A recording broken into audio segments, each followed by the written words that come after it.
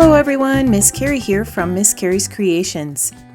The page I'm creating today is bright, colorful, and fun to make as you record a few of your fur baby memories. In today's video, I'm going to share some unique ways that I used pattern papers and share how easy it is to put this page together. I can't wait to share it with you. Today I'm working with the June main kit from HipKit Club. As you can see, there is a wonderful diversity of patterns and prints here. Some are more outdoorsy, while others give off a beautiful summer vibe. Included in this kit are some printed fabric stickers, glitter phrases, puffy alpha stickers, ephemera, and double-sided envelopes. All of these coordinate beautifully with those patterns and prints. As I create my layout, I'll bring in a few of the new dies and chipboard pieces. All of the items that I'm using today will be listed in the description below, along with a link to the June kit. When you receive a new pack of paper, there are often a few sheets that leave you stumped. This 4-quadrant triangle was a pattern I was unsure how to use.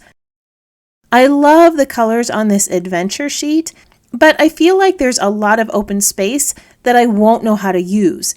So I'm going to trim this down into a circle shape. I keep a few cardstock circles in my space that I use for tracing, and this one is about 9 inches in diameter, which will leave me plenty of negative space to work with on my page. I'm going to break this circle apart even more by cutting it into eighths. One of the other patterns I was struggling with was the road trip pattern. For some reason, I have always battled with the color yellow, but I've discovered that if I add it in small doses, I seem to like it much more. I'm going to use it as a frame around my page. In the center, I laid a piece of Summit Snow cardstock, which is a warmer white, and that's going to help break up that pattern.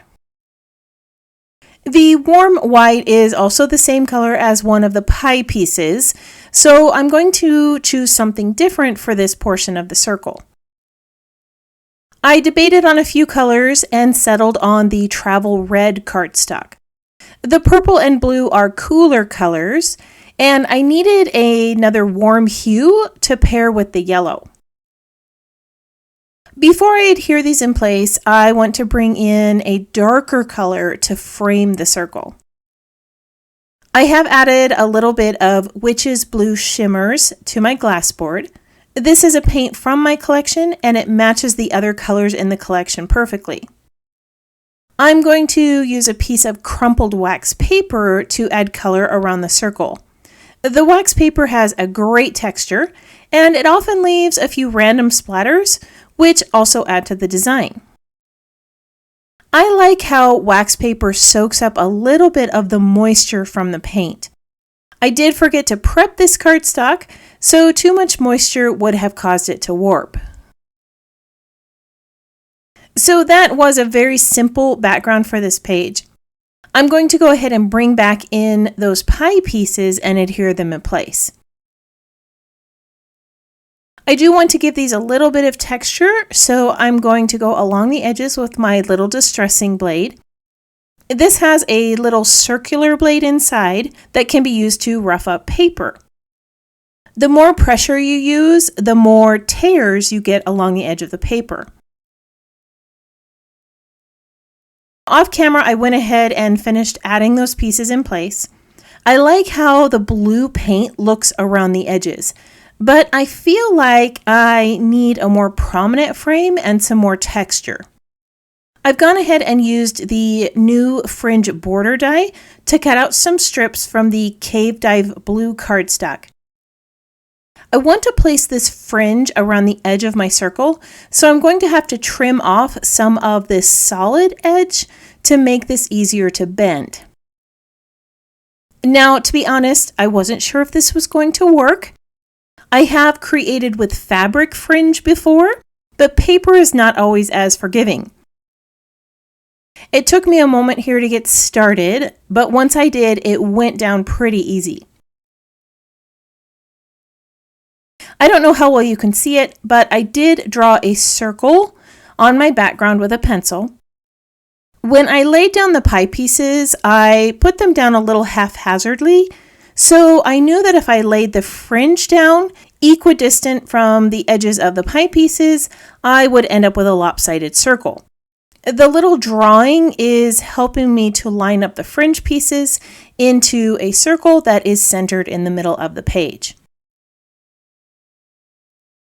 As I continue to place this down, I would love it if you tap that subscribe button and let me know that you're new here. If you're already a subscriber, let me know that you're enjoying today's project by tapping the thumbs up icon or leaving a comment below. I always love knowing which technique you're going to try next. As I got to the end here, I discovered that I was a little short, so I just cut off a piece from another fringe and used that to fill it in. When everything was on the page, I knew that I wanted to add some stitching. At first, I was just going to go around the edge of the circle, but I decided that some wonky concentric circles were more fitting to the design. My sewing machine has an extended table off to the side, so it was really easy to just spin this layout around while the sewing machine was running. I'm going to place my 2 photos over here on the right.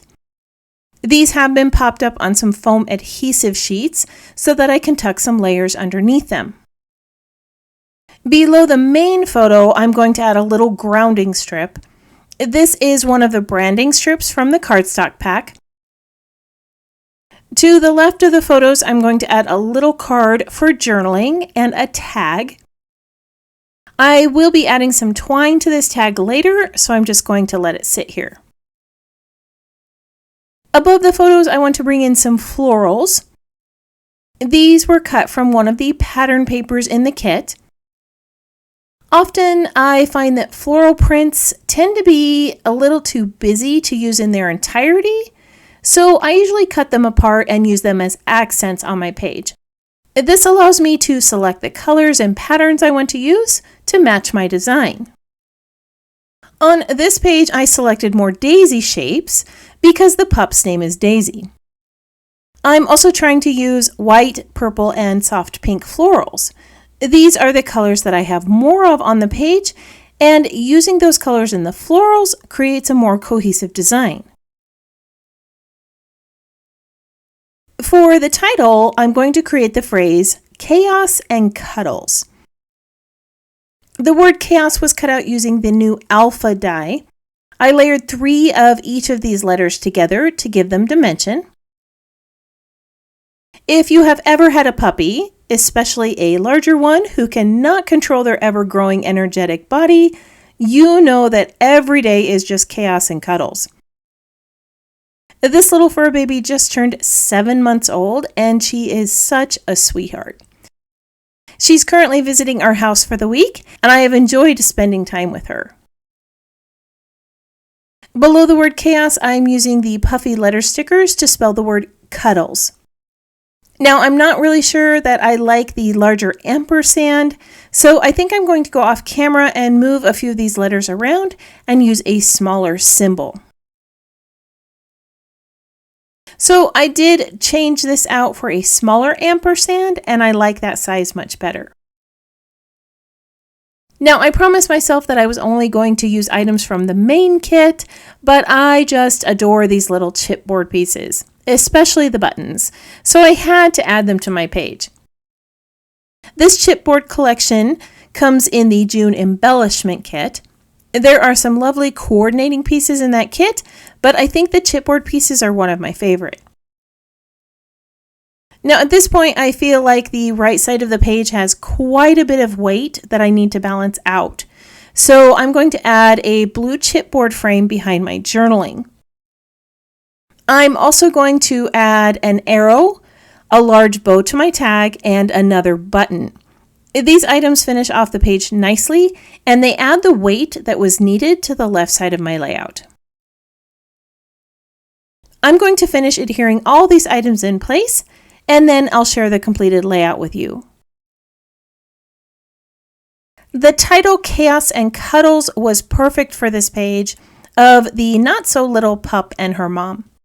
I love all the bright colors on this layout and the bundle of florals across the top. But I think my favorite part of the layout is that fringe border. I was so worried that it wouldn't work out, but it added so much detail to the page. I'm going to share a few close-ups of this layout so that you can see all of the lovely details.